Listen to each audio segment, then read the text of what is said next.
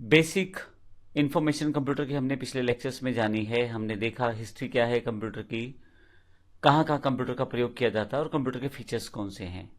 इस सेशन में हम बात करने वाले हैं क्लासिफिकेशन ऑफ कंप्यूटर्स के बारे में, अर्थात कंप्यूटर का वर्गीकरण किस आधार पर किया जाता है। हम कंप्यूटर को मुख्यतः 3 आधार पर बांट सकते हैं। पहला, एप्लीकेशन के आधार पे कि किस प्रकार उसका प्रयोग किया जाए, पर्पस के आधार पे उसको प्रयोग करने का पर्पस क्या हो, और साइज के आधार पे उसके साइज के आधार पे भी हम उसको क्लासिफाई कर सकते हैं। तो मुख्यतः 3 तरह से कंप्यूटर का वर्गीकरण किया जा सकता है। क्लासिफाई कंप्यूटर को 3 तरह से किया जा सकता है। सबसे पहले बात करते हैं एप्लीकेशन के आधार पे।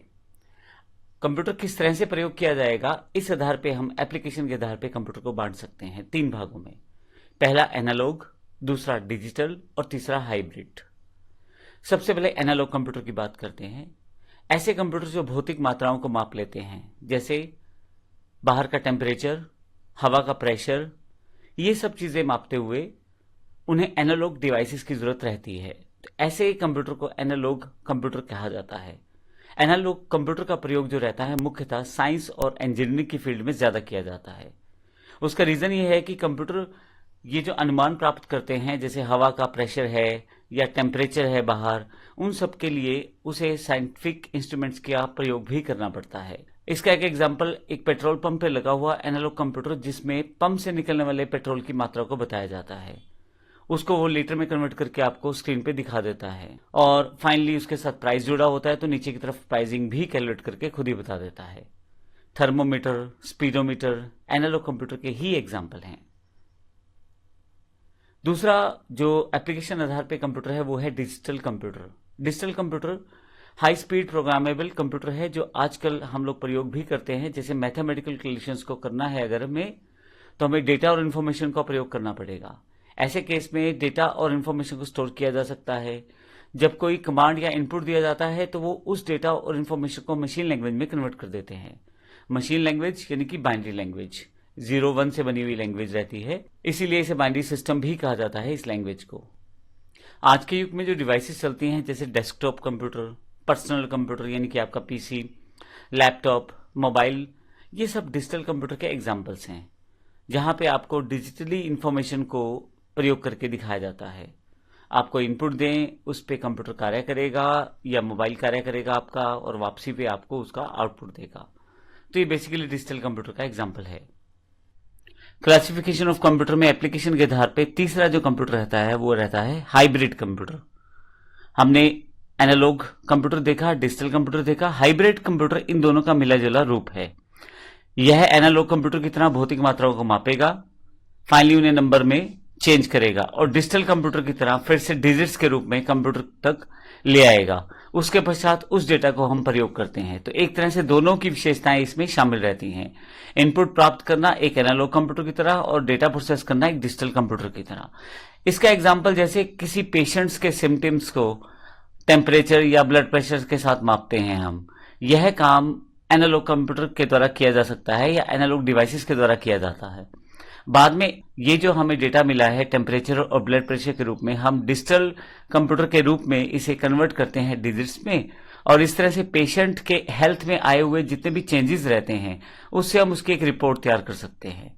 मेडिकल फील्ड में ईसीजी, डायलिसिस मशीन, इस सब का एग्जाम्पल है।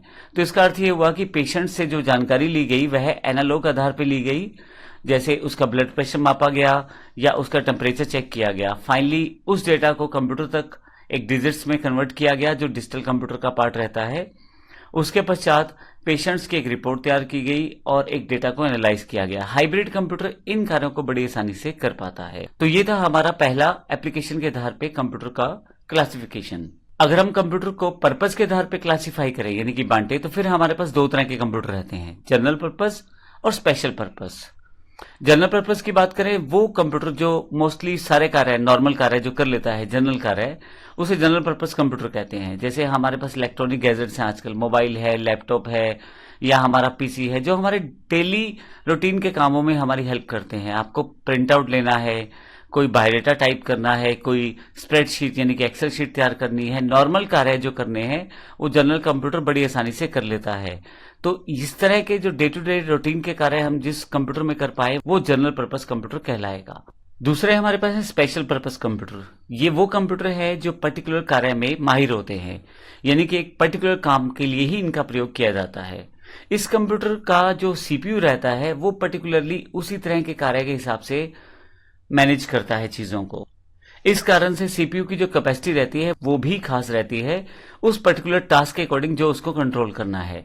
जैसे ट्रैफिक सिस्टम को कंट्रोल करना है तो उसका जो सीपीयू रहेगा वो अलग तरह का बिहेव करेगा और अलग कैपेसिटी का रहेगा। एग्रीकल्चर के प्रोडक्ट्स यूज करने हैं किसी जगह पे तो उसके लिए सीपीयू अलग तरीके से बिहेव करेगा, लेकिन उसके लिए अलग कैपेसिटी इस्तेमाल की जाएगी।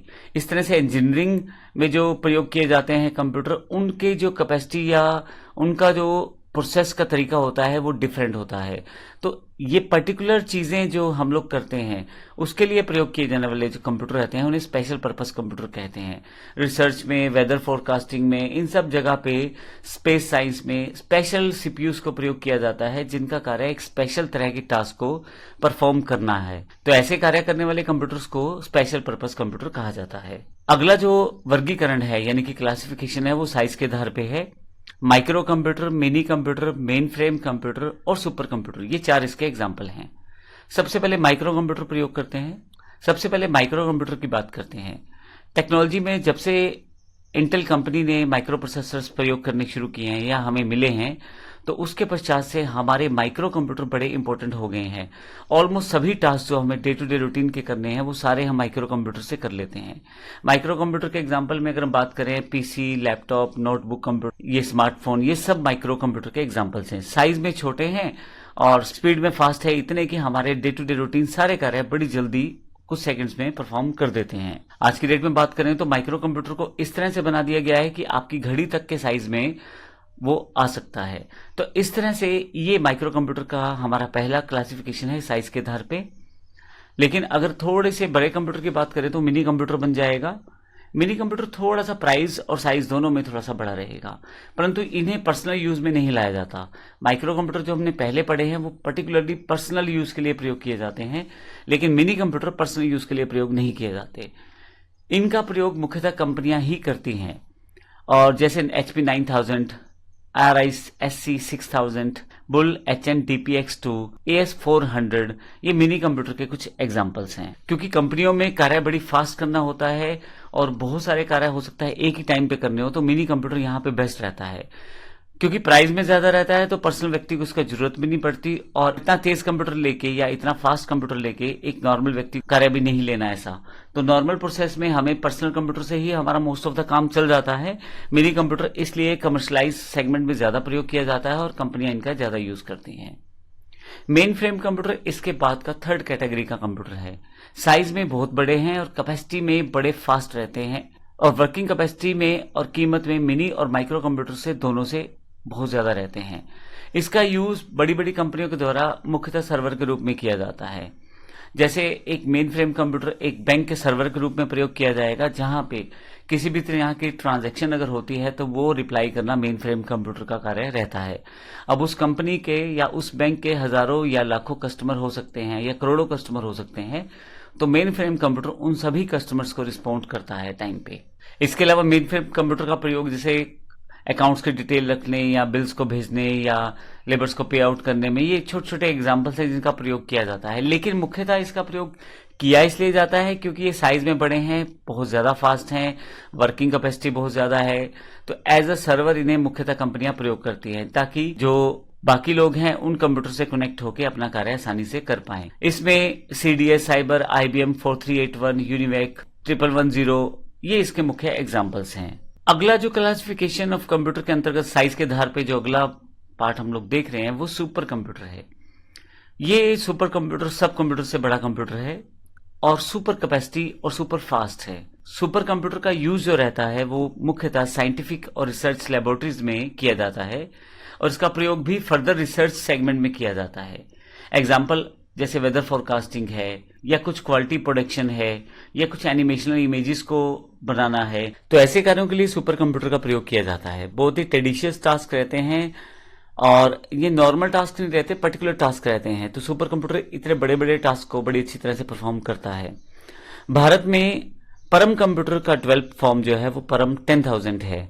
असल में ये हमारा एक सुपर कंप्यूटर है इंडिया का, क्रे 2, NEC 500, ये सुपर कंप्यूटर के अन्य एग्जाम्पल्स हैं। तो इस तरह से इस सेशन में हमने कंप्यूटर की क्लासिफिकेशन पढ़ी है, जो तीनों आधार पे, एप्लीकेशन आधार पे, पर्पस के आधार पे और साइज के आधार पे हमने पढ़ी है। धन्यवाद।